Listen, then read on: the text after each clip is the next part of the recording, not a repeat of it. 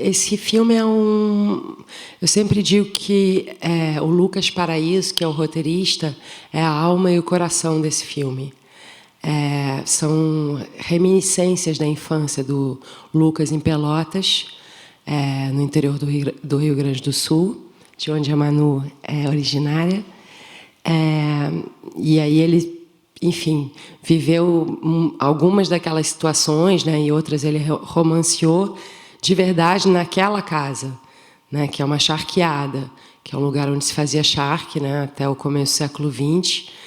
E, por incrível que pareça, dizem que eram as piores condições de escravidão, como se essa frase fosse possível. Mas então é um lugar onde, né, de muita violência, né, onde teve muito sofrimento, muita violência, e no entanto, né, aquelas pessoas querem continuar fazendo festas, né, seja de 15 anos, seja de casamentos. Até hoje as charqueadas são alugadas para esse fim. Oi? Foi mal. Acho que é mais ou menos isso assim, que eu tinha para dizer. Vou deixar a palavra para as minhas colegas e depois abrir para perguntas. Luíse Boticai, diretora de fotografia, que não estava na apresentação. Boa noite. Obrigado por terem ficado. Eu não sei muito o que falar, talvez vai ser mais interessante se tiver perguntas, mas para quem conhece cinema, pensa cinema e faz cinema, é interessante dizer que a gente tomou um partido nesse filme e as sequências são feitas em plano sequência, né? A gente não tem no filme um plano contra plano, tem né? Um corte, né? Não. Tem uma cena que tem um corte. Mas não é um plano contra plano. Não. Todas as Sim. outras cenas são só um plano sequência. Então, isso traz alguma coisa para o filme, né? Isso depura o filme de alguns truques que a gente usa no cinema, e isso cria... queria ouvir vocês o que cria, mas eu tenho a impressão que isso era para a gente um grande desafio da técnica, né? Da imagem, do som, os balés todos, e eu acho que era uma coisa... Foi muito prazeroso fazer esse filme, eu acho que era também prazeroso para os atores trabalhar dessa maneira. Bom, aí eu gostaria de ouvir vocês também e responder perguntas, se tiver. Só para completar, realmente, essa questão do plano sequência, acho que ela é prazerosa para todo mundo, porque todo mundo pode mudar e melhorar. Porque quando você tem plano contra plano, vários planos da mesma cena, você não pode mudar radicalmente, né? Então tem esse desafio, né? Cada vez você pode ir fazendo de uma outra forma, tanto a câmera, como o som, como os atores, como o figurino, a arte, todo mundo, a direção.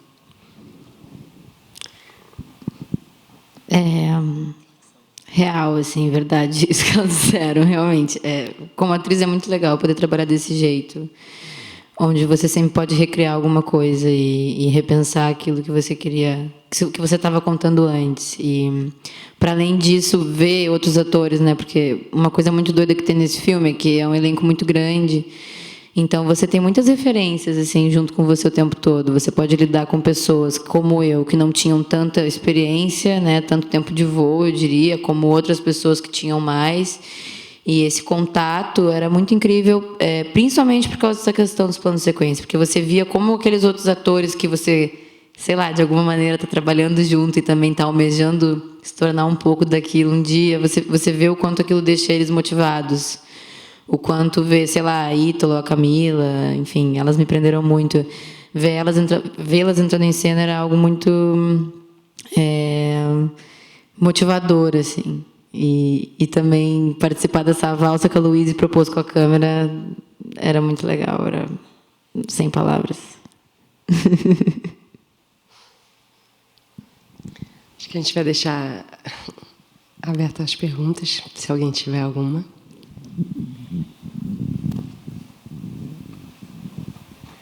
Eu queria saber se essa proposta dos planos de sequência já estava na origem do roteiro, né? E se teve muito ensaio? Normalmente os filmes que são feitos por plano de sequência, normalmente tem muito ensaio antes. Então, como é que foi isso? Boa pergunta. Não, o roteiro não era assim. E, na verdade, essa proposta se impôs um pouco por conta de limitações financeiras. A gente tinha 3 semanas de filmagem. Então, não, 3... E, enfim, o plano de sequência permitia muito mais rápido, né, do que se a gente tivesse vários planos para cada cena. E, em função disso, o Lucas retrabalhou o roteiro e agrupou várias cenas. As cenas eram muito mais entrecortadas, então elas ficaram blocos maiores. Me desculpa, a outra pergunta? Os ensaios. Não, na verdade, a gente não ensaiou muito, porque cada ator vinha de um lugar. Tinha gente do Rio de Janeiro, de São Paulo, de Porto Alegre e de Pelotas. 4... e o ator que faz o Zé, ele mora fora de Porto Alegre, enfim. Então, a gente, quando faz os testes, a gente, né, eu já trabalho com o Felipe há 2 longas, né, o Casa Grande e o Gabriel Montanha. A gente tem o hábito de fazer testes longos, né? Então, já trabalhar as pessoas no teste. E aí, quando chegou lá, tiveram 5 dias de ensaio, mas não plenos. Mas todo mundo entrou na proposta e tinha esse frescor também, né, de fazer aquelas cenas pela primeira vez com todas aquelas pessoas. Sim. E era muito desafiador e estava todo mundo feliz de fazer esse trabalho e muito disponível. Como a gente tinha um só lugar, por isso que eu tinha a impressão que eram 4 semanas, porque o fato da gente não ter mudança de transporte e perder tempo com isso, a gente tinha todo o tempo do dia naquele lugar. Então, também não tinha muito ensaio na hora de filmar, né? A gente ia ensaiando com a câmera, meio o tal do ensaio filmado, que a gente foge dele, mas ao mesmo tempo gosta dele e acaba fazendo ele. Mas engraçado que eu não tinha essa lembrança de ser uma questão do tempo, assim. Eu lembro que foi bem em cima da hora que a gente acabou topando isso e tinha a ver com uma proposta de tornar aquilo o máximo, né, do desafio, da coisa experimental. A gente topou essa experiência e foi dando certo e a gente foi seguindo.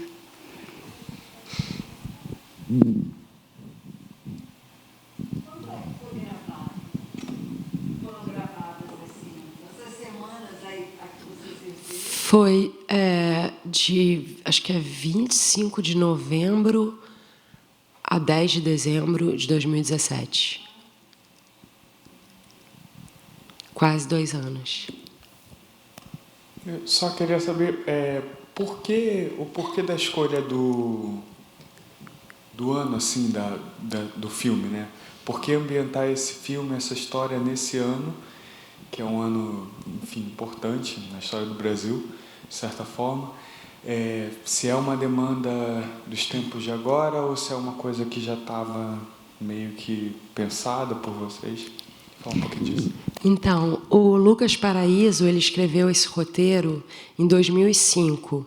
É o roteiro de final de curso dele de San Antonio de los Baños, que é em Cuba. Na época, ele escreveu só sobre a família, muito inspirado pela Lucrécia Martel, pelo Ciénaga. Não sei se você já viu O Pântano. E aí, depois, ele vai fazer mestrado em Barcelona. E lá, um professor diz para ele que achava importante ele ancorar a história num momento histórico do país, né? E aí o Lucas escolheu, ele estava em 2005, escolheu a posse em 2003. Enfim, ele, né, acho que achou, né, e foi feliz nessa escolha, que sobrepor, né, essas 2 tramas resultaria num significado interessante. Ele propôs o roteiro do filme em 2007 ao Felipe. E depois eu me tornei diretora também. A gente filmou em 2017 e o filme passa em 2019. É muito interessante ver a cada momento histórico desse o que saía, né, dessa equação, a história e a posse, né? Nesse meio tempo, enfim, aconteceu tudo que aconteceu, né? Golpe, Michel Temer, eleição do Bolsonaro, enfim. Então, a cada momento histórico, essa história ela mexe de uma forma diferente, eu acho. Esse processo, assim, no microfone, por favor, por causa da gravação. Esse processo demorar, porque o roteiro foi feito em 2005, depois 2007, e assim, esse tempo também é um tempo que ajuda na maturação do próprio roteiro e do próprio produto final, né, do que a gente vê no filme agora sendo lançado em 2019, né? Eu acho que eu tentei aprender que os filmes têm os seus tempos, porque tem horas que você acha que vai fazer um filme, aí alguma coisa dá errada, ou o dinheiro não saiu, o ator desistiu, ou alguma coisa, e aí ele, né, postergado, e às vezes parece que não faz sentido. Você fala, pô, eu já ia filmar, mas aí não filmei. Então, eu tendo a te dizer que sim, mas eu não sei, né? Não sei o que seria desse filme se a gente tivesse feito ele em 2010. O fato é que a gente demorou muito tempo para conseguir captar o dinheiro. Nós não éramos produtores de alma. E aí depois o Marcelo Maia, que é o produtor e distribuidor, ele pegou o projeto e ele viabilizou. Então, espero que sim, que esse tempo tenha sido benéfico, mas isso eu nunca vou saber responder. Posso complementar? Claro.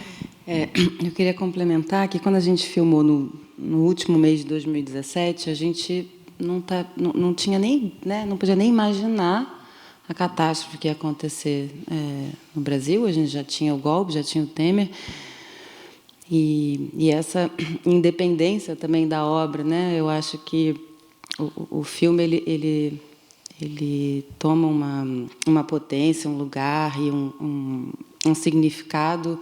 Imagina se o Haddad tivesse ganho, ia ser um filme. A gente é um outro filme. A gente estreou em São Paulo no dia seguinte da eleição do Bolsonaro, e a projeção do filme nesse dia tomou um lugar muito, muito potente. Acho que a gente nem imaginava. O Lula nem estava preso, imagina, a gente... O Lula foi preso durante a mixagem do filme. Os fatos políticos. Oi, então, eu achei o filme me senti muito à vontade vendo. Parecia que eu estava na casa com a família. E eu queria te perguntar, porque foi a impressão que passou, que realmente os atores estavam muito confortáveis. E eu queria saber se teve um pouco dessa liberdade, né, dos atores, porque não parecia ser aquela coisa assim, roteiro, agora você faz isso, faz aquilo. As cenas que estava todo mundo junto, parecia que era realmente amigos, família. Eu achei isso muito incrível. E mesmo tendo tantos personagens, deu para ver um pouquinho de cada um, sabe? Achei que o filme, quando tem muito personagem, é perigoso, né? Isso de algum ficar de fora e tal, mas eu achei muito bem equilibrado isso. Aí queria saber se realmente rolou essa liberdade, se foi esse clima mesmo, porque foi o que passou para mim, pelo menos. Geralmente as marcas, na sua grande maioria, vêm dos próprios atores, né? Pouca coisa a gente marcava, falava, não, tem que ser assim. Algumas, né? Porque às vezes sai de quadro, né? Para o alto, para os lados, mas na maioria das vezes a gente deixava eles bem soltos, né? Acho que eu vou deixar a Manu responder essa pergunta. Então, acho que isso que a Clara falou antes do fato das preparações, enfim, né, não sei nem se dá para chamar assim, mas dos ensaios terem sido contidos um pouco nos testes, eu acho que já nos mostrou, assim, já mostrou muito para a gente que estava sendo testado que a liberdade, eu não diria só que era possível, mas que ela era quase incentivada, assim, pelo jeito que os testes aconteciam, né? Os testes que eu fiz foram, por exemplo, assim, as outras atrizes que estavam testando comigo viam meus testes e eu via os testes dela e a gente testava com os outros personagens que a gente teria que trabalhar. Então, só isso já faz você sentir que você pode estar num ambiente criativo e que você, inclusive, deve se juntar a essa criação. E não foi diferente nas gravações, né, nas filmagens. Foi muito semelhante, até melhor. Assim, é difícil contar o que não é Caco em algumas cenas do filme. Por exemplo, na cena da festa não existia uma palavra. Tudo lá que a Beth fala... Suruba, é a minha bunda, ninguém é de ninguém. Saiu da cabeça dela. Naquela cena também do almoço... Acho que muito pouca coisa estava dito, estava escrito. Basicamente, o diálogo ali do Nestor com a Laura, né? A cena enfim, da Rita com o Marcelo também, né? Que a Maria Vitória e o João Pedro Prates fazem. Também, aquela cena ali, inclusive, acho até que estava escrita de outro jeito, como algumas outras do filme. Eu tive muita sensação quando eu vi o filme, assim, de que, caraca, todo aquele espaço nos possibilitou tanta coisa, né? Quase como se fosse uma linguagem, assim. Eu como atriz senti muito isso e acho que é um sentimento meio compartilhado, né? De que a liberdade era possível, o que também é importante, né? Explicitar que eu acho que essa liberdade toda também só era possível porque a gente estava nas mãos de um roteiro muito bom, né? Que nos dava muito espaço e que, enfim, como você mesma falou, balanceava o espaço dos personagens. Acho que é isso. De nada. Eu acho que, assim, só complementando o que a Manu falou, tinha espaço para Caco, né, para improviso, e tem uns realmente fantásticos. Por exemplo, o João Pedro, que inventou a piada do no pé ou na mãozinha. O João Pedro não tinha nem nascido na época do Cidade de Deus, né? Mas todas as palavras do Lucas foram faladas também, né? Então, na verdade, não era, né? Acho que o roteiro era um guia e a partir dele podia se improvisar.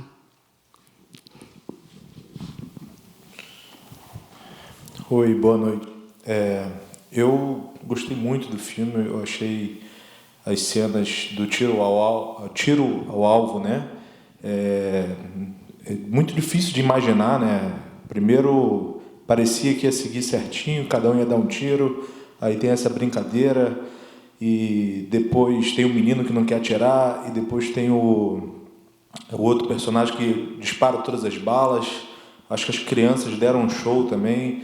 Aquela cena das duas trocando, experimentando o vestido, eu fiquei imaginando se ia ter uma relação sexual também, ou se ia ter alguma coisa do tipo, ela está querendo que a outra vista o vestido para observar ela nua. Então, quer dizer...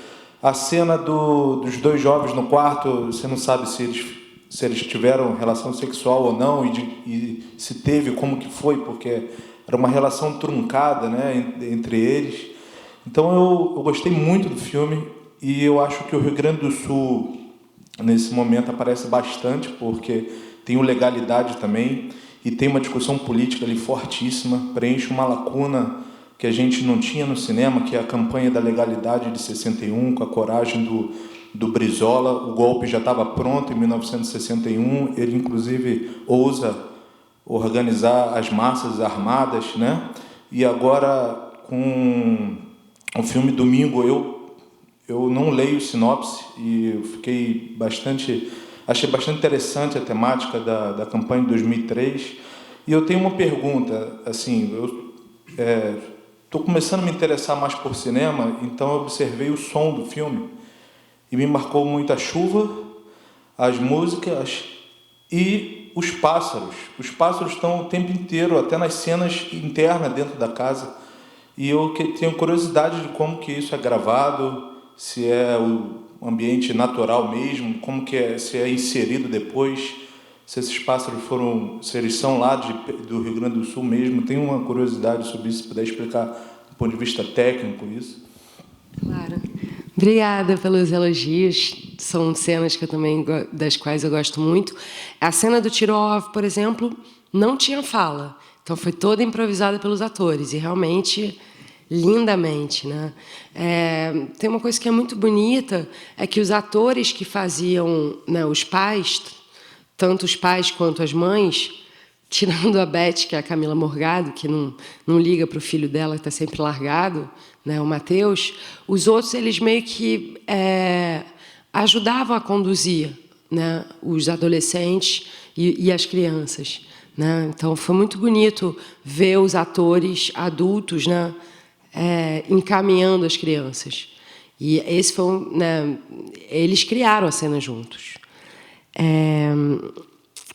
Em relação ao som, é engraçado você falar isso, porque a gente teve uma coprodução com a França, e aí a gente usou o dinheiro para finalizar. Então a gente fez a mixagem e a correção de cor na França. E a mixadora, ela é difícil explicar o que é edição de som e mixagem. Quer dizer, na verdade, assim, a grosso modo, a edição de som é a edição de tudo que se ouve, né?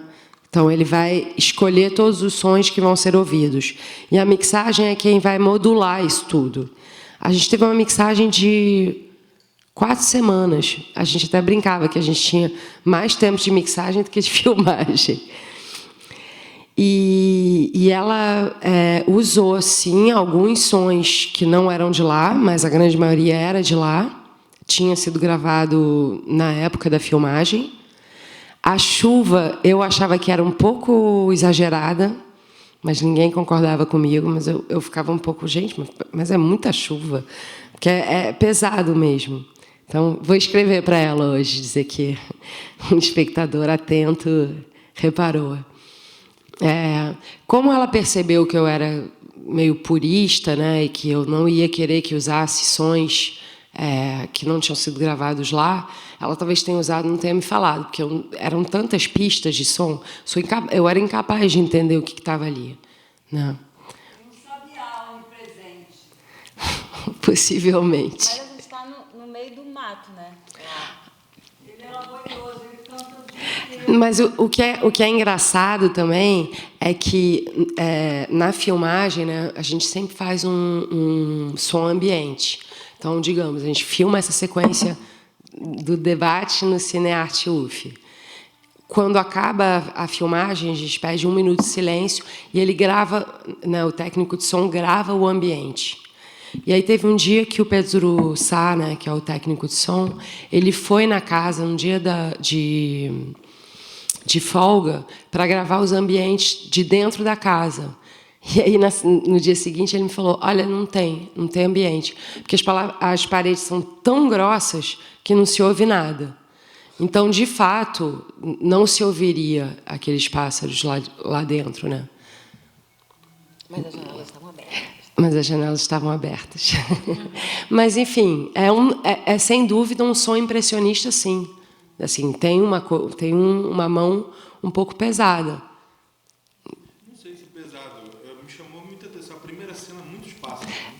Pesada no sentido de ela estar muito presente, né? Não é uma coisa, não é anódino, né? Porque você pode fazer meio feijão com arroz que nada se sobressai muito. Ali não, as coisas são presentes e dá para ouvir bem. Então, eu vim assistir o filme. O que me trouxe aqui é o fato de que essa história de família se passava justamente no dia da posse. Esse foi uma coisa que para mim foi interessantíssima. E evidentemente agora isso se torna até muito impactante por causa das cenas dos empregados, né? Essa relação dos empregados com a posse, o debate entre eles também, né? Com o senhor mais velho, achei isso tudo muito pertinente para o momento de hoje, como você disse, jamais imaginavam. Eu estava muito, assim, gostei muito do seguinte, eu nem sempre eu gosto de um filme de drama de família, porque eu acho que pesar a mão para o melodrama, isso eu sou só uma espectadora, viu, gente? Pesar a mão para o melodrama é muito fácil. né? E isso não acontece no filme. É realmente absolutamente espontâneo, é uma família. Aquelas confusões, aquelas situações são absolutamente convincentes, como poucos, né? E não tem muito aquela coisa de apresentar a história e aí depois, né, você ter aquela coisa daquele clímax da situação familiar. Não, a história está acontecendo o tempo todo, né? Os personagens vão entrando. Eu adorei. Achei a fotografia belíssima, achei o roteiro interessantíssimo, depois a realização que vocês conseguiram fazer em cima desse roteiro, então falar sobre a espontaneidade dos atores, você está muito bem, né? Muito bem, a fotografia é linda, então tudo isso empolgou. E eu adorei o som. Eu diria assim, recomendo legal para qualquer pessoa assistir esse filme. E eu não sabia que você tinha relação com aquele filme Gabriel a Montanha. Que eu assisti, acho que foi no Telecine. E me apaixonei por aquele filme. Falei, estava assistindo com meu marido, disse, esse filme é uma pérola. Ele ficou impressionado também. Então, fiquei feliz, porque eu acho que ali tem uma história espontânea e essa espontaneidade, né, que aparece na cena, eu imagino que seja difícil de conseguir, ela aparece também nesse filme. Então, é um comentário elogioso. Gostei muito, fiquei imaginando isso, como é que foi o trabalho com os atores. Não tinha atentado para a quantidade, que era tudo plano sequência praticamente, né? E vocês me alertaram sobre isso, isso tornou a história mais interessante. Agora, aí o meu ponto de vista pessoal me tocou muito, porque eu me lembro muito dessa posse. E às vezes estou triste e me lembro dessa posse. Entendeu? Então, ficou ótimo assistir. Obrigada. Obrigada a você. O Gabriel a Montanha foi dirigido pelo Felipe Barbosa, que é o co-diretor, né, o meu co-diretor, que não pôde vir porque ele vai trabalhar muito cedo amanhã e aí ele ia ter que dormir cedo. Desculpa, eu ia falar sobre o Gabriel.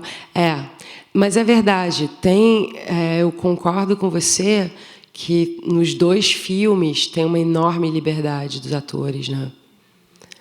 O Gabriel, né, para quem não viu, é uma história, um amigo do Felipe, né, de colégio, mas enfim, a história dele, um economista carioca de 29 anos que ia entrar para o mestrado nos Estados Unidos e vai fazer uma volta ao mundo para conhecer o estado das coisas. E nos últimos, né, o último continente é a África, e aí ele passa por... A gente filmou os 4 últimos países, e ele falece no alto de uma montanha, ele morre de frio. Não é spoiler, porque é a primeira cena do filme. Então, o filme é muito mais que isso. Mas que bom, vou falar para o Felipe que você gosta muito do Gabriel, eu também gosto muito, e ele vai ficar bem feliz. Muito obrigada.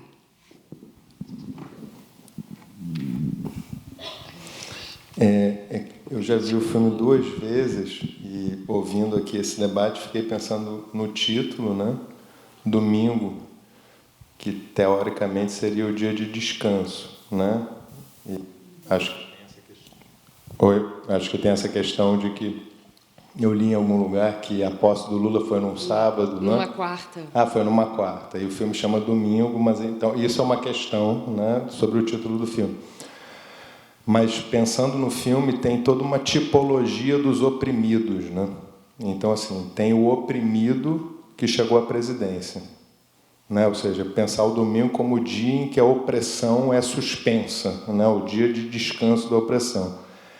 E aí você tem esse espectro de 3 figuras de oprimidos, né? Você tem as empregadas, a mãe e a filha, que resistem ativamente à opressão, desligam a luz e tentam, de alguma forma, reagir e vão embora. Você tem a figura do professor de tênis, que é um oprimido, que é um objeto sexual da elite, mas que, ao mesmo tempo, o tempo inteiro declara o seu voto no Lula, é solidário, leva o senhor para fazer compras, não deixa que ele vá sozinho. E você tem a figura do capitão do mato, né? Você tem a figura do oprimido que goza, de alguma forma, com a proximidade do Senhor, né? Que é o que é o José. E quando eu vi da primeira vez, eu sempre ficava um pouco me ressentindo de o filme não ser mais marcadamente posicionado no sentido de, vamos acabar com essa merda, vamos acabar com a vida dessas pessoas, não tem festa de 15 anos, não tem porra nenhuma. A gente quebra tudo e vai embora. Então eu achava assim, interessante, de alguma maneira, pensar que o filme acabava com as empregadas abandonando o trabalho e deixando aquela gente na escuridão, que é o que elas merecem, né? Mas, pensando mais, essa ideia de uma tipologia dos oprimidos, né, mostra um pouco, talvez, esse capitão do mato servindo os seus senhores até a morte, tentando ligar de novo uma luz que é impossível de ser ligada, mas que foi ligada em 2018, né? Então, eu fiquei achando bonito isso, de pensar todo esse espectro da opressão, tendo como pano de fundo o momento histórico em que o oprimido se alçou ao poder e foi golpeado, e golpeado, e golpeado, e está preso agora, né? Não por acaso. Então, me toca politicamente o filme, né? Nesse sentido. Sobre o título, Domingo, o Lucas, ele várias vezes já disse, né, sem querer reduzir o título, que ele gosta mesmo da piada "eu odeio sábado com cara de domingo". Depois a gente, né, elaborando mais, escrevendo, né, quando você vai procurar dinheiro, você escreve muito, né, sobre o filme. Isso é bom, né, te faz refletir. Tinha essa ideia de que é o dia do descanso, mas que para essa família que visivelmente descansa o tempo todo, tanto faz se é sábado ou domingo. E, recentemente, o Felipe, meu caro co-diretor, a gente estava conversando e ele falou: mas talvez seja porque o filme se passa no sábado, mas o que nos interessa é o domingo, o que está por vir, né? A gente que está fazendo esse filme. E aí eu tive a grande alegria do Zé Geraldo Couto, que é o crítico do blog do Instituto Moreira Salles, enfim, já escreveu para muitos outros jornais. Ele escreveu isso, essa mesma ideia de que domingo o que importava é que era o dia seguinte e era a nova era. Então, tem vários significados. Sobre engraçado, né, essa sua fala, porque eu, né, principalmente, eu apresentei o filme várias vezes no exterior, né, a gente apresentou na França, e eu tinha um discurso muito consolidado de que vemos 3 tipos de proletariado, e cada um com a sua relação diante do opressor. Mas eu nunca tinha posto na minha equação o 4º proletário, né, personagem do filme, que é o Lula, de fato. Então, eu gostei muito, vou pensar a respeito, mas você tem toda a razão. Mas uma coisa que acho que é interessante falar é que, na hora que a gente foi filmar, com o Lucas, a gente reescreveu muitas cenas, porque já não era possível, né, filmar aquele roteiro, né? Certas situações de opressão, certa falta de palavra ou de gestos, né, vindo dos empregados, a nossa sociedade e o nosso cinema já não permitiam. Então, a gente reescreveu muitos finais de cena com o Lucas, inclusive no set. Inclusive, a gente discutia muito isso, né? Acho que eu nunca vou esquecer a cena da festa, por exemplo. Tinha uma parte da equipe que não queria que a festa fosse feita. O produtor, por razões financeiras óbvias, né? O cenário, o figurino, a figurinista, por causa da roupa, o diretor de arte, mais ou menos. E a gente ficava fazendo, né, procurando qual podia ser a boa razão para a gente fazer uma festa, né? O que essa... Aí a Luiz tinha várias ideias. Quer falar suas ideias? Não, mas eu também era contra esse final e ficou em suspenso. Isso era muito legal nesse filme, porque durante um tempo a gente ia fazer e a gente deixou de fazer, e aí no final os diretores: não, mas vamos fazer mesmo assim, mesmo se a gente não montar, e aí a gente acabou fazendo. É porque a gente acredita que tudo é uma oportunidade para fazer uma cena, né? Fazer uma cena de festa não é qualquer coisa. Mas a gente não tinha o blackout. Então, a Luísa, eu achei que ela fosse falar as ideias que ela teve. Ela falou, uma das ideias era deixar o lustre cair em cima das pessoas. Eu falei, não, isso é muito perigoso. Aí a outra ideia era... Uma das nossas referências é o filme do Buñuel, o Anjo Exterminador, que tem essa coisa... A gente queria botar as cabras, as ovelhas, para invadir a casa, mas também não deu muito certo.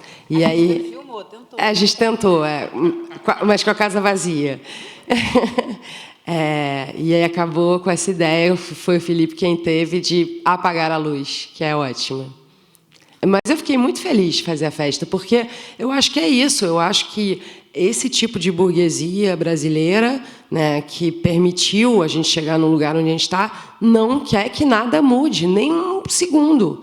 Então, acho que tem que continuar fazendo as festas, tem que continuar... Né, é tradição família e pátria. Ou BBB, né? Bíblia, boi e bala. Assim, eles, para mim, eles representam tudo isso. Dito isso. O Capitão do Mato morrer. Muito bom. Também acho. Que fique registrado. Alguém mais quer falar alguma coisa?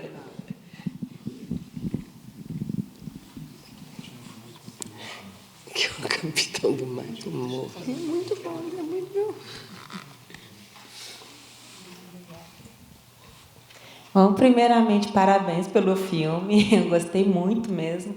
E uma coisa que me deixou realmente surpresa quando vocês falaram que foi filmado em 2017, né? E eu fiquei, nossa, eu realmente assisti o filme achando que tinha sido filmado por agora, né? Por trazer essa questão dos oprimidos também. E uma coisa que me chamou muita atenção, que acho que ainda não foi conversada até então, é o menino que gosta de se vestir, né? Que fica feliz quando a menina maqueia, quando a prima maqueia e se veste, ele estava todo, né, tristinho, quando ele fica vestido, ele fica feliz. Eu fiquei, né? É algo que dentro desse discurso que a gente tem escutado agora nesse Brasil de 2019, que está esse caos, assim, essa repressão que tem tido em cima tanto da população trans, né? No caso, ele não deixa claro, né, se ele vai ser um trans, nem nada, fica ali no subentendido. Mas eu achei muito marcante isso, assim, me mexeu muito comigo e muito potente, né? Igual ela falou também, ter sido no dia da posse do Lula. Isso, foi assim, é uma potência que reforça ainda mais o fato, essa surpresa que eu fiquei quando você falou que foi 2017, porque, gente, parece que foi agora. E uma outra observação também, parabéns pelo plano sequência, que eu achei assim, fantástico, a fotografia toda, assim, achei muito, muito bonita. E esse plano sequência permitiu que a gente também fosse descobrindo a trama junto ali com os personagens, né? Igual ela falou também aqui, completando, que não caiu naquele melodrama de um drama de família, né? Muitas coisas não ficaram subentendidas ali, que a gente descobriu ali de acordo com o que o filme foi mostrando e é isso. Então, assim, parabéns, esse comentário mesmo, e que marcou bastante também o que o Patrick falou dos oprimidos também, assim, achei muito interessante a relação também patrão-empregado, né? E a Laura também, naquela cena que ela ouve o discurso do Lula também, uma coisa que ficou pra gente, será que ela gostou? Porque ela chegou assim no começo, eu não sei se foi proposital até, não sei se... Mas, assim, que ela entra no quarto, começa a ouvir, dá uma certa repulsa, assim, na expressão, de repente ela senta e fica... Né? E... Enfim, é isso, parabenizar, né? E é isso. Muito obrigada. Sobre a Laura, né? A ideia, essa foi uma das cenas, por exemplo, que a gente escreveu pouco antes de rodar. A ideia é que a luz volta e a Laura tem que ver e ouvir o Lula a despeito dela própria. E, em algum lugar, ela é tocada, eu acho, né? Eu penso essa cena assim. E a maneira como foi feita é muito simples, mas eu acho que ela assistiu ao vivo, né, o Lula e o discurso. Então, ela está contracenando com o Lula mesmo, né? Eu até, enfim, a gente até fez um plano de trás, mas não dava para usar porque era plano de sequência, mas assim, na minha cabeça ela contracena com o Lula pela primeira vez, né?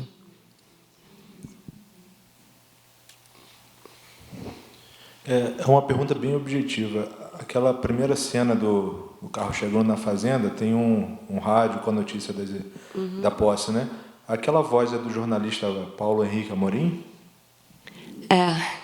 Então, o filme ficou pronto depois, antes da morte dele, né? Depois. Depois, né? Então, vocês colocaram... Quer dizer, o filme ficou pronto antes da morte dele. Mas é porque eu acho...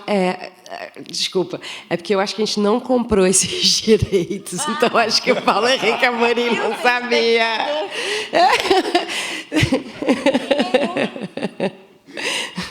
Mas ele é muito atento ao som. Então, acho que...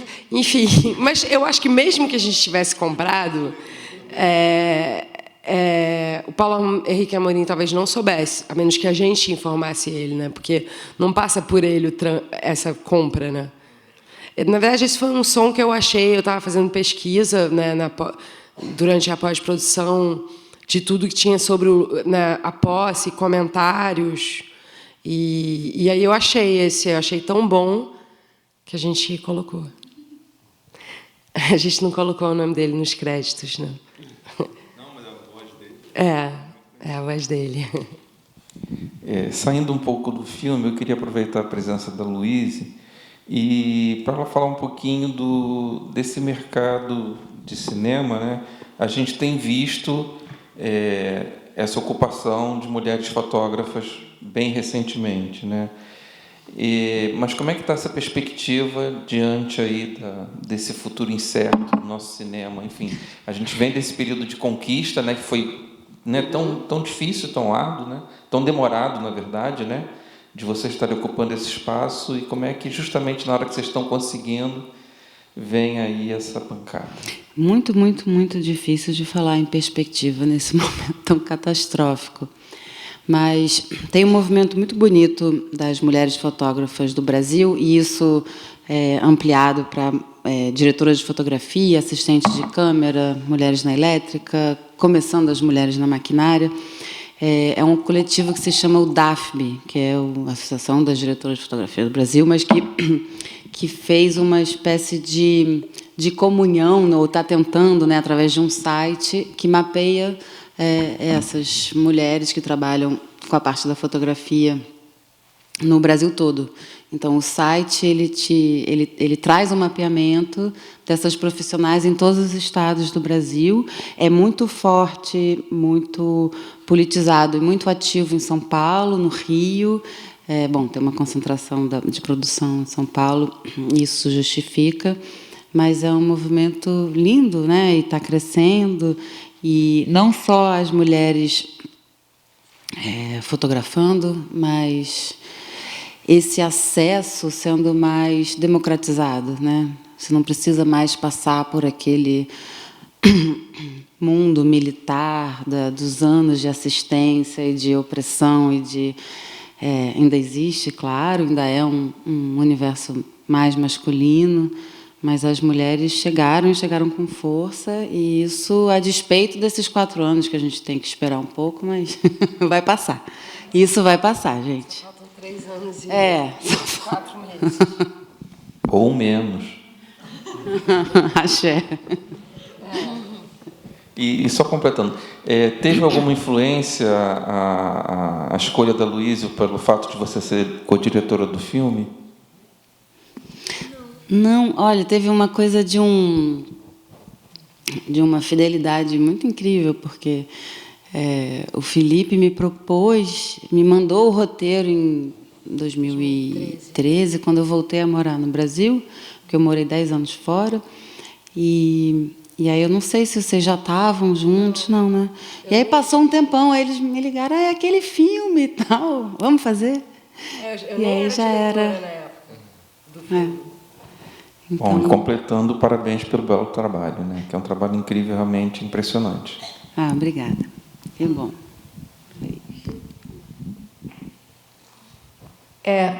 despertou em mim, aí eu resolvi falar, já que está quase uma conversa mesmo, é que o fim é muito interessante, porque tem um fim, né? As coisas se finalizam, e não apenas com a morte, que eu não tinha pensado nisso, mas também, bom, dá esse apagão, e as duas vão embora, a mãe e a filha. Isso é um sinal de que elas começam a acreditar numa possibilidade de ser diferente. E a gente pensando, tinham muitas possibilidades se colocando naquele momento em termos de dignidade, né? Sendo postas na mesa. Essa cena da Ítala Nandi assistindo também achei brilhante, porque ela se transforma ali, né? E talvez não concordasse, mas aceitou aquilo naquele momento, naquele exato. E depois aquela festa, do jeito que ela saiu, é uma esculhambação, acaba a luz, aquela casa está decadente, e depois a preocupação se pagar a conta, aquela confusão toda, esculhambação, né? Então é uma elite realmente muito decadente, né? Que vive talvez do que ela teve. E concordo que essa elite, né, que é não apenas reacionária, mas ressentida, ela teve um papel muito grande nesse momento, para que esse momento acontecesse hoje, né? Então eram esses comentários. Legal. Engraçado que ao te ouvir, eu lembrei quando você falou do menino que se veste de menina, né? O Lucas sempre fala que ele pode estar em todos os personagens, inclusive naquele. Eu esqueci de falar isso na hora que você... Né? Isso faz parte também da história do Lucas.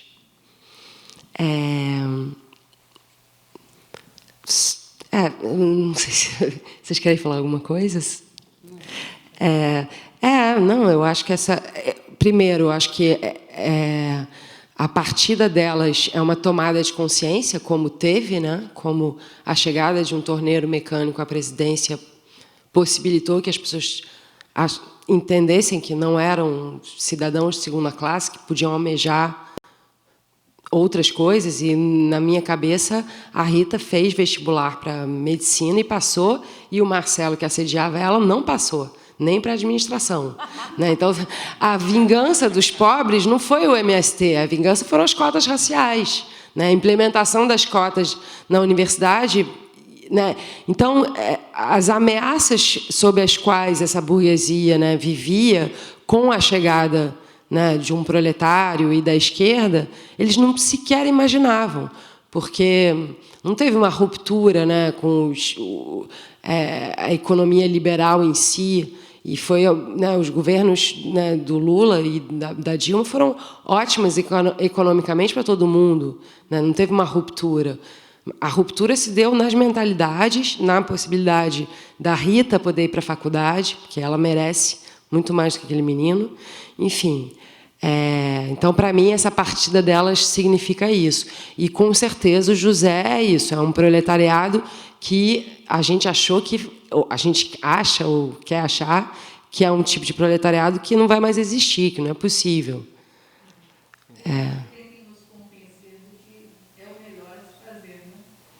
O